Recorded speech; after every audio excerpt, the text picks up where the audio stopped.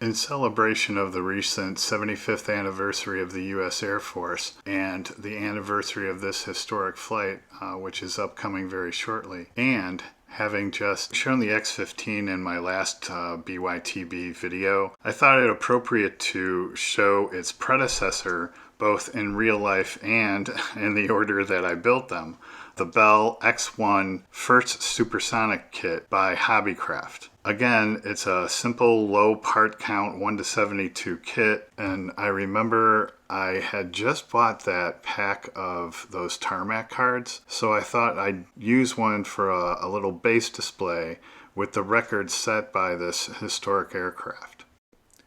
On October 14th, 1947, less than a month after the U.S. Air Force had been created as a separate service, the Bell X-1 U.S. Air Force Aircraft number 46-062 became the first airplane to fly faster than the speed of sound.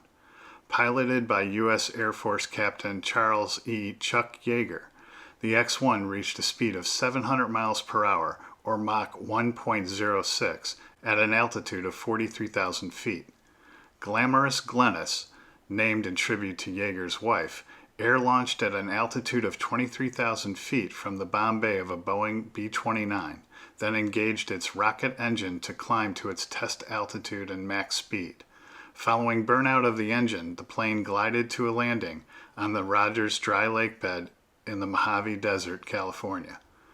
Yeager went on to break many other speed and altitude records in the X-1, which flew a total of 78 missions, and on March 26, 1948, with Yeager at the controls, it attained a speed of 957 miles per hour, or Mach 1.45, at an altitude of 71,900 feet, marking the highest velocity and altitude reached by a manned airplane up to that time.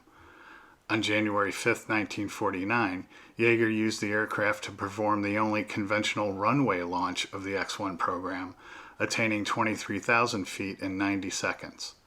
During the latter half of 1953, Yeager also was involved with the U.S. Air Force team working on the X-1A, designed to surpass Mach 2 in level flight. Hope you enjoyed that, and hope you'll come back for more before YouTube builds. And as always, thanks for watching and happy modeling.